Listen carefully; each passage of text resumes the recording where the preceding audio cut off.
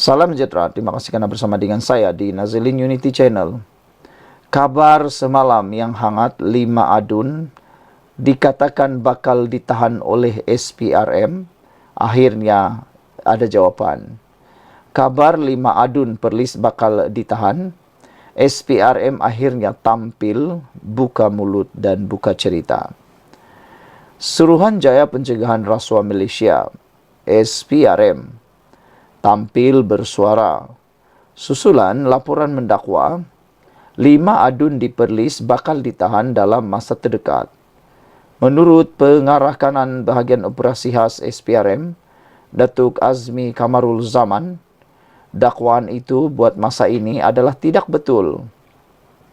Semalam Harapan Daily melaporkan identiti 5 wakil rakyat daripada PAS dan Bersatu didakwa telah disebut anak Menteri Besar Perlis ketika siasatan SPRM.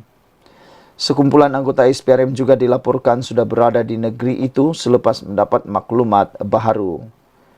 Azmi bagaimanapun turut menafikan kedua-dua perkara itu.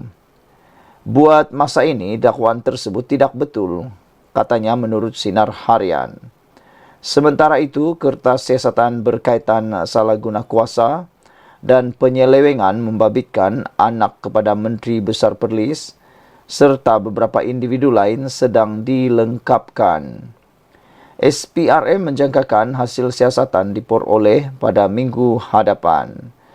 Terdahulu sebelum itu, tular di media sosial mengatakan bahawa 5 adun di Perlis didakwa bakal ditahan SPRM dalam masa yang terdekat. Laporan itu telah mengejutkan ramai orang dan pelbagai spekulasi mula timbul, terutamanya spekulasi berkaitan dengan Menteri Besar Perlis dan juga anak Menteri Besar Perlis itu.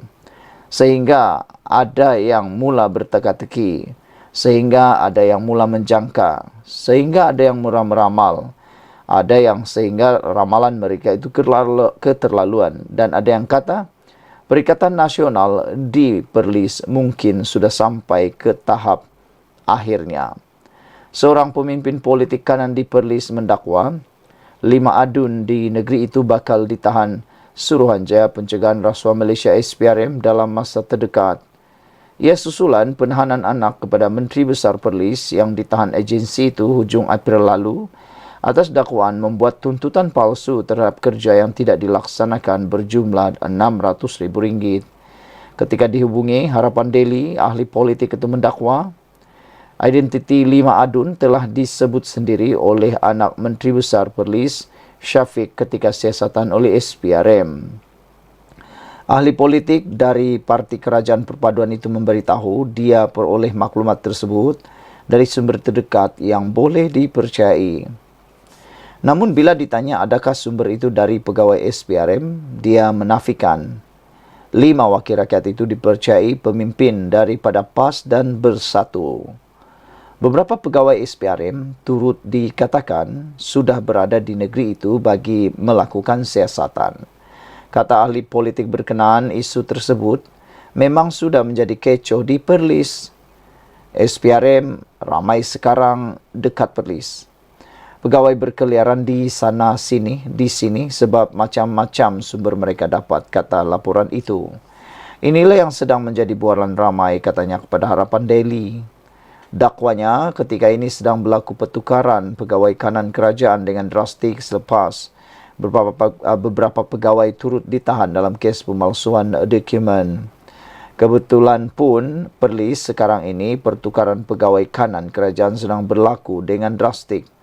Setiausaha kerajaan negeri pun akan ditukar menurutnya. Untuk rekod, siasatan SPRM ke atas anak Menteri Besar Perlis turut membabitkan pemalsuan penyediaan minuman untuk kegunaan Raja Perlis yang dirawat di Hospital Tuanku Fauzia.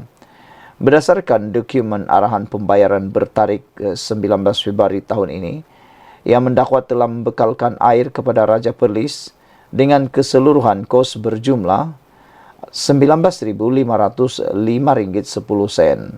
Namun sebenarnya tiada sebarang air minuman yang dibekalkan kepada Tuanku Said Sirajuddin Putra Jamalulail seperti mana butiran dokumen berkenaan.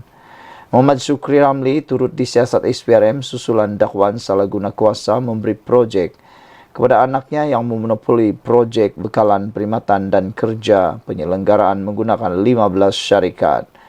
Macam-macam orang cakap pasal politik perlis kebelakangan ini. Tiba-tiba hangat sehangat El Nino. Hang pa jangan tanya saya apa-apa sebab jawapan standard saya ialah apa-apa nak jadi dalam politik perlis ini kita akan lebih jelas dalam tempoh sebulan ini, katanya. Pecahan wakil rakyat di Perlis terdiri daripada 9 PAS, 4 Bersatu dan 1 PKR. Sekian dulu untuk kali ini, ikuti terus ulasan selepas ini. Salam sejahtera, terima kasih kerana bersama dengan saya di Nazilin Unity Channel. Terbaru mengejutkan kita semua, laporan menulis Tuan Ibrahim melanggar pandangan Presiden PAS sendiri. Apa cerita sehingga Tuan Ibrahim ditulis sebagai melanggar pandangan Presiden PAS sendiri? Tuan Ibrahim, timbalan Presiden PAS, menyifatkan tiada keperluan untuk menambah ahli Dewan Undangan Negeri adun di Pahang. Kalau sekadar lantik untuk menyokong, saya fikir kerajaan sudah kuat, tak ada keperluan. Lebih baik dana itu digunakan untuk pembangunan negeri dan perkara yang penting itu yang kita bahaskan. Katanya menurut satu video yang dimuat naik di sebuah portal berita hari ini. Beliau memberikan komen itu kepada media selepas Dewan Undangan Negeri Dun Pahang meluluskan usul Menteri Besar Datuk Seri Wan Rosdi Wan Ismail untuk melantik adun lantikan pada 13 Mei lalu. Beliau yang juga adun ceka turut mengakui bahawa semua segmen mempunyai exco yang mewakili, namun menyifatkan ianya lain jika ada wakil daripada orang asal. Itu berbeza persepsi dia daripada exco dan orang asal lain. Demikian juga kalau kita tengok golongan orang kurang upaya OKU, profesional yang boleh mewakili dalam konteks pembangunan. Sebab itu kami lihat pertamanya tiada keperluan untuk menambah adun. Sebab tambah ini sebagaimana disebut Saudara Hamdan, 1.5 juta itu baru emolumen, belum masuk lagi peruntukan, ujar beliau lagi. Hari ini juga kita digemparkan dengan arahan daripada Anwar Ibrahim yang pastinya mengejutkan kita tapi memberikan kegembiraan kepada generasi akan datang. Anwar mengarahkan 100 pokok baharu perlu ditanam bagi setiap pohon yang ditebang. Kita sebagai generasi yang tinggal di Malaysia ini, kita bersetuju bahkan kita amat mengalu-alukan tindakan tegas daripada Anwar Ibrahim seperti itu. Betullah kita mengharapkan 1 pohon ditebang perlu diganti dengan 100 pohon baharu. Perdana Menteri Datuk Seri Anwar Ibrahim mengarahkan 100 pokok baharu ditanam semula bagi menggantikan pokok lama yang ditembang di Kuala Lumpur. Arahan itu hadir selepas berlaku beberapa kejadian pokok tumbang di sekitar ibu negara sehingga ada yang terkorban.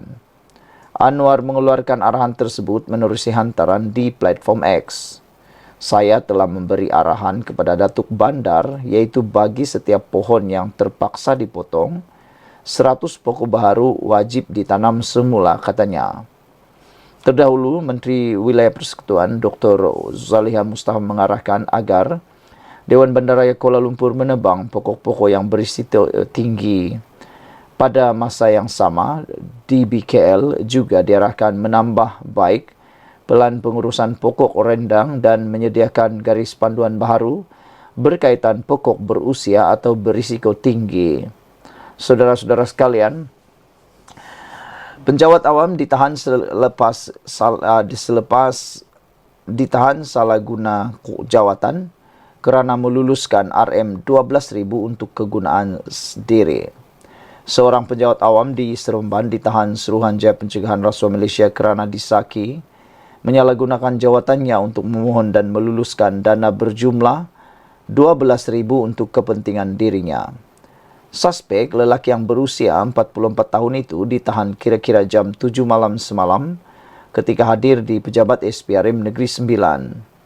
SPRM menahan seorang lelaki penjawat awam kerana disaki menyalahguna kedudukannya dengan membuat permohonan dan meluluskan pinjaman wang pada 2023. Ia untuk tujuan pendahuluan bagi kerja membaik pulih pusat mengumpul getah sebanyak RM12,000 melalui dana daripada Jawatan Kuasa Kemajuan Keselamatan Rancangan JKKR untuk kepentingan dirinya. Sumber itu berkata permohonan reman terhadap suspek dilakukan di Mahkamah Magistrate Sivil pagi ini. Suspek dibenarkan reman selama tempoh 7 hari bermula hari ini sehingga 21 Mei dan ditempatkan di lokap SPRM Negeri Sembilan sementara siasatan dijalankan lapor BH. Sementara itu, dakwaan penahanan tersebut disahkan pengarah SPRM Negeri Sembilan, Aukok Ahmad Taufik Putra Awang Ismail, yang memaklumkan kes disiasat mengikut Seksyen 23 Akta SPRM 2009. Sekian untuk kali ini. Jangan lupa tinggalkan komen anda, tekan butang subscribe. Kita jumpa lagi. Bye-bye. Salam sejahtera. Terima kasih karena bersama dengan saya di Nazilin Unity Channel. Adakah keputusan PRK-KKB akan dibatalkan dan adakah pilihan raya semula akan dibuat?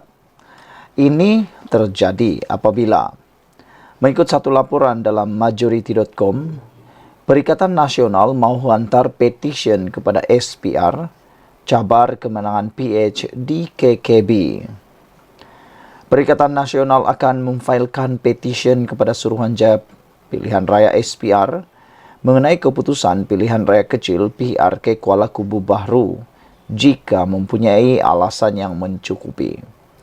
Dengan penerangan ini, laporan ini, maka adakah kalau mempunyai cukup bukti, Perikatan Nasional berani mencabarnya? Dan adakah dengan itu akan menyebabkan keputusan PRK-KKB dibatalkan? Ramai netizen yang tidak bersetuju kalau itu dibatalkan kerana kata mereka ia boleh menyebabkan kerugian kepada wang rakyat. Kata mereka tunggulah pilihan raya akan datang. Menurut Timbalan Presiden Bersatu Datuk Seri Faizal Azu, pihaknya pasti akan mengambil tindakan selanjutnya selepas mereka mendakwa Pakatan Harapan menyalahgunakan kuasa dalam PRK kali ini. Kami akan lihat apa yang kami boleh buat dan semestinya kami akan ambil tindakan lanjut, katanya ketika sidang akbar di Pusat Operasi PN Batangkali pada Sabtu yang lepas. Sebelum ini, Setiausaha Agung PAS Datuk Seri Taqiyuddin Hassan mendakwa Pakatan Harapan menyalahgunakan aset kerajaan untuk dijadikan sebagai jentera kempen pada PRK tersebut dan mereka akan menghantar petisyen seandainya Perikatan Nasional kalah. Dan jangkaan petisyen itu akan dihantar boleh berlaku kerana PH berjaya mengekalkan kerusi di Kuala Kubu Bahru apabila Pang Sok Tau menang dengan undi sebanyak 14,000. Dia menewaskan calon Perikatan Nasional Khairul Azhari Saud yang meraih 10,131 undi serta Nyau Kizin bebas serta Hafiza Zainuddin Parti Rakyat Malaysia PRM. Dengan kedua-duanya cuma mampu memperoleh 188 dengan 152 undi. Dalam masa yang sama, Faizal menerima kekalahan tersebut dan menyatakan Perikatan Nasional akan bekerja lebih keras bagi memenangi pilihan raya akan datang. Faizal berkata jumlah keluar mengundi yang kurang turut memberi kesan kepada keputusan PRK kali ini. Kita mendapati kumpulan terutamanya golongan yang bekerja di luar tidak mengambil kesempatan kali ini untuk pulang mengundi, katanya. Kita lihat di situ ada peratusan yang rendah. Kalau dari segi boikot, saya lihat lebih kepada pihak yang sebelah sana yang kita lihat. Peratusan keluar mengundi juga kurang dalam 61% saja. Kami menerima keputusan itu dan akan bekerja lebih keras pada masa akan datang, katanya.